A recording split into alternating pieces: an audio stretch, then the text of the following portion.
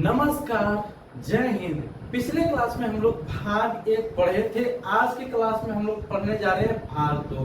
भाग 2 में क्या कहता है? नागरिकता। नागरिकता कहाँ से आया है? तो ये ब्रिटेन से आया हुआ है। ब्रिटेन से आया हुआ कैसा नागरिकता है? तो एक हरी नागरिकता है। एक हरी नागरिकता का मतलब क्या होता है? तो पूरे देश में एक नागरिकता। अमेरिका में दो दो नागरिकता चलते हैं, देश के लिए अलग नागरिकता और राज्य का अलग नागरिकता। एक राज्य से दूसरा राज्य जाता है तो वहां पे उसको वहां पे भेदभाव हो जाता है उसका। लेकिन हमारे यहाँ पे जो देश का नागरिकता है, मतलब हम किसी भी राज्य में आराम से जा सकते हैं। मतलब हम देश के नागरिक हैं, राज्य के नागरिक नहीं है। कोई भी इंसान झारखंड का रहने वाला झारखंड का नागरिक नहीं है, वो भारत का नागरिक है। बिहार में रहने वाला सिर्फ बिहार का नागरिक नहीं है, भारत का नागरिक है। मतलब झारखंड वाला बिहार जा सकता है, बिहार वाला झारखंड जा सकता है, कहीं भी जाकर के आराम से रह सकता है, कहीं भी जाकर के घर वगैरह खरीद सकता है। कोई चीज की दिक्कत नहीं, कोई पुलिस की परमिशन की जरूरत नहीं। जैसे विदेश वाले आते हैं तो यहाँ पे घर वगैरह खरीदने के बाद रहते हैं तो पुलिस के पास जाकर के प्रत्येक 3 महीने में वेरिफिकेशन करवाना पड़ता है, बताना पड़ता है कि हम यहाँ रहें या नहीं रहें। हम देखिए यहाँ पे हम आए हैं, रह रहे हैं, कोई भी गलत काम नहीं किए हैं, आराम से हम रह सकते हैं। आप मंजूरी दीजिए तो रहेंगे, फिर आपका मर्जी। ऐसा हम एक घड़ी में कुछ कोई दिक्कत नहीं होता है, आराम से आप यहाँ रह सकते हैं। बिहार वाले बंगाल में जाकर के, मुंबई में जाकर के, तमिलनाडु में जाकर के, केरल में जाकर के कहीं भी आराम से रह सकते हैं। ये किसके तहत? तो हमारे नागरिकता के तहत। नागरिकता में क्या जरूरत होता है? तो नागरिकता में आपके पास आधार कार्ड होना चाहिए। Aadhaar card, PAN card, driving licence, voter card, ये हमें नागरिकता का परिचय करवाता है कि हम मेरे पास ये सब चीजें हैं, हम भारत के नागरिक हैं। यदि कोई एमएलए, विधायक वगैरह गलती कर रहा है, मुखिया गलती कर रहा है तो हम आवाज उठाएंगे। पुलिस गलती कर रहा है तो भी हम आवाज उठाएंगे। क्यों? क्योंकि हम इस देश के नागरिक हैं। और आवाज उठाने के बाद गलती कर रहा है तो कहाँ? ज्यादा से ज्यादा हाई कोर्ट। हाई कोर्ट जाने के बाद कोर्ट में ऐसे सबका हालत खराब रहता है। कोर्ट किसी को नहीं पता कि तुम कौन हो। सीधा खड़ा हो और अपना स्टेटमेंट दो। अच्छे का हेकड़े निकल जाता है कोर्ट जाने के बाद। तो ये यदि हमारे पास नागरिकता, हम कोई भी चीज के लिए आवाज उठा सकते हैं। अब ये नागरिकता कहाँ से आई है? तो इंग्लैंड से आई हुई है। कैसी नागरिकता है? एक हरी नागरिकता है। अब आर्टिकल 5 क्या कहता है कि संविधान लागू होते ही सभी भारतवासियों को नागरिकता प्राप्त हो गई। जितने भी लोग भारत के थे सभी को, जैसे ही 26 जनवरी 1950 को संविधान लागू हुआ, सभी को अपना उसका नागरिकता मिल गया। सभी लोगों को नागरिकता प्राप्त। बस आर्टिकल 6 उस समय, अभी सब आर्टिकल 6 और आर्टिकल 7 कोई खास काम का है नहीं, ऐसे पढ़ने के लिए है। आर्टिकल 6 में था पाकिस्तान से जो इंडिया लोग आ रहे हैं उन लोगों को कब तक, मतलब उन लोगों को भी नागरिकता प्राप्त है। हाँ, गलती से वो सब चला गया, गलती से पाकिस्तान में चला गया कि नहीं। अब उस समय हुआ था कि जब बंटवारा हुआ तो समझ में नहीं आया कि हम पाकिस्तान में हैं या फिर ये भारत में है। हम लोग तो जो झारखंड, बिहार इधर में है, उसको समझ में नहीं आता है। लेकिन जो बॉर्डर साइड में है उसको बड़ा दिक्कत हुआ था कि हम झारखंड में है, हम भारत में है या पाकिस्तान में है, हम भारत में है या पाकिस्तान में है। सब बोरिया बिस्तर, कोई बोल रहा है इधर जाएंगे, कोई उधर जाएंगे। अब कोई पाकिस्तान गलती से चला गया, उसको वहां अच्छा नहीं लग रहा है तो बोला कि नहीं भारत चलेंगे। फिर यदि भारत आकर के फिर बोलेगा नहीं भारत में अच्छा नहीं लग रहा तो फिर पाकिस्तान चलेंगे। फिर पाकिस्तान गया, वहां अच्छा नहीं लगने लगा तो भारत आएंगे। एकदम बर्बाद करके रख दिया था। इसीलिए परमिट बनाया गया। क्या बनाया गया? एक टाइम कि आप 19 जुलाई 1948 से पहले यदि भारत में आ जाते हैं तो आपको भारत की नागरिकता प्राप्त हो जाएगी। यदि नहीं आते हैं तो आप पे परमिट रूल लागू हो जाएगा। यदि उन्हें 1 साल, लगभग 11 महीना का टाइम दे दिया गया कि आप लोग गलती से चले गए हैं बुड़बक देश में, बैल देश में, आप लोग वापस आ जाइए। आप लोग जो आना चाहता है इससे पहले आ जाए, आपके ऊपर कोई परमिट रूल की जरूरत नहीं होगी, आपको ऐसा ही नागरिकता प्राप्त हो जाएगी। अब इसके बाद उसके बाद वहां वो तो बंद हो गया। फिर आ गया आर्टिकल 7 अनुच्छेद 7। अनुच्छेद 7 कहता है इंडिया से पाकिस्तान। इंडिया से पहले जिन्ना जो था वो पहले ही ये 1 मार्च 1947 भारत आजाद होने से पहले ही, भारत को आजादी मिलने से पहले ही वो बोल दिया था कि पाकिस्तान अलग हो गया है, पाकिस्तान अलग हो जाएगा, चलो चलो चलो पाकिस्तान चलो।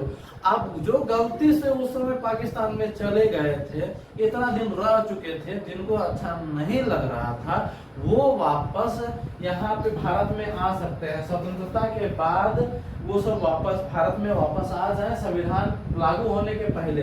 संविधान लागू होने के पहले यदि वो जो गलती से गए हैं, संविधान लागू होने से पहले यदि आ जाए तो उनको नागरिकता आराम से मिल जाएगी।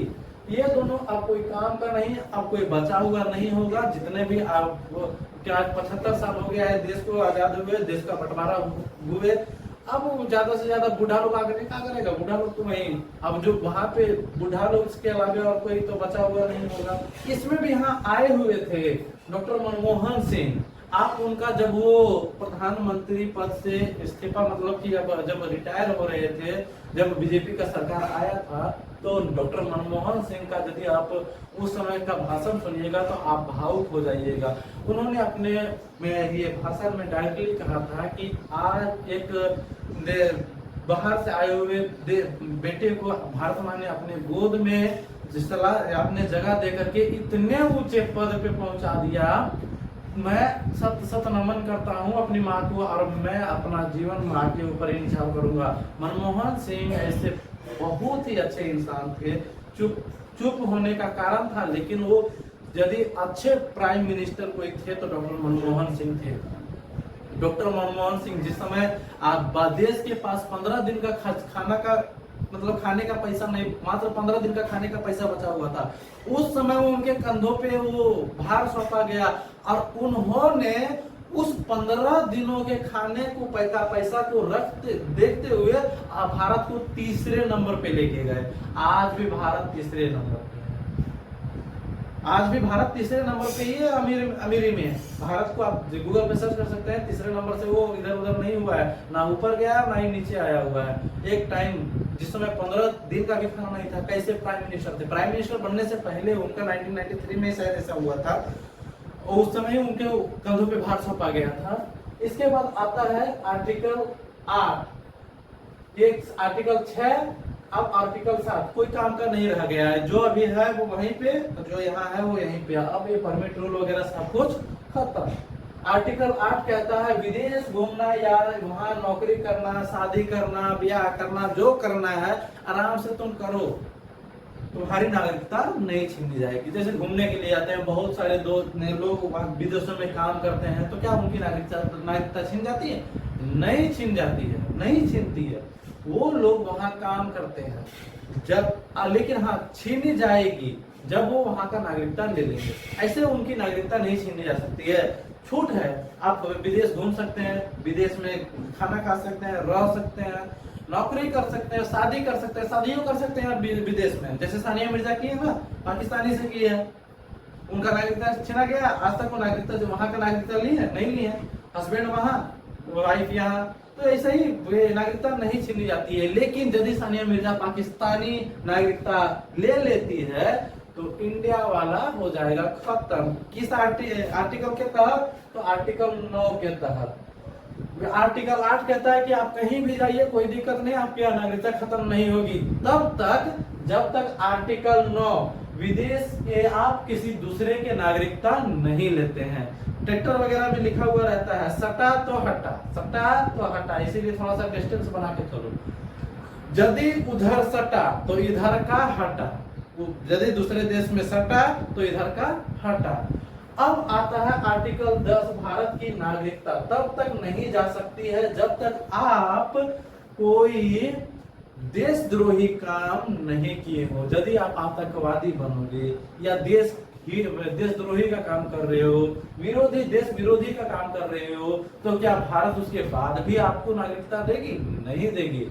नहीं चाहती है कि आपके वजह से आप भारत बदनाम हो, इसीलिए वो नागरिकता छीन लिया जाता है। किस आर्टिकल के तहत? आर्टिकल 10 के तहत। आर्टिकल 10 के तहत आपकी नागरिकता छीनी जा सकती है। नागरिकता क्या? भेदभाव नहीं होना, भेदभाव नहीं होना। जैसे विदेश वाला जब भारत में आता है तो उसके लिए उसके साथ भेदभाव किया जाता है। यदि वो ताजमहल या बोध गया घूमने के लिए गया हो, बहुत सारे आते हैं ताजमहल बोध गया में घूमने के लिए विदेशों से, तो उनके लिए जो वहाँ एंट्री टिकट होता है, टिकट यदि इंडियन के लिए 40 रुपया तो उसके लिए 400 रुपया, ये हो गया भेदभाव। आज यदि हमारे पास इंडियन नागरिकता है, हम यदि भारत का नागरिकता रखे हैं, तो हमारे साथ कोई भेदभाव नहीं होगा, हम कहीं भी जाकर के आराम से घूम फिर करके आ सकते हैं, वो बस यहाँ यही का अमाउंट में। लेकिन यदि हम दूसरे देश में जाते हैं तो फिर वहाँ के नियम से हमको वीजा वगैरह, परमिट वगैरह की जरूरत पड़ जाती है। ये होता है नागरिकता का मतलब। अब आर्टिकल 11 जो नागरिकता के संबंधी कानून संसद बनाती है, आर्टिकल 11 के तहत नागरिकता संबंधी कानून संसद बनाती है, जो गृह मंत्रालय के अंदर आता है। तो कानून कौन बनाता है? संसद बनाता है। किसके अंदर आता है? तो गृह मंत्रालय के अंदर आता है। इसके बाद मैं अपने वीडियो में बताने के लिए जा रहा हूँ एनआरसी, सीएए, ये सब मैं टोटल बताऊंगा, फिर भाग 3 बताऊंगा। जुड़े रहिए मेरे साथ, मेरे YouTube channel improve study centre के साथ। मिलते हैं नेक्स्ट वीडियो में। जय हिंद।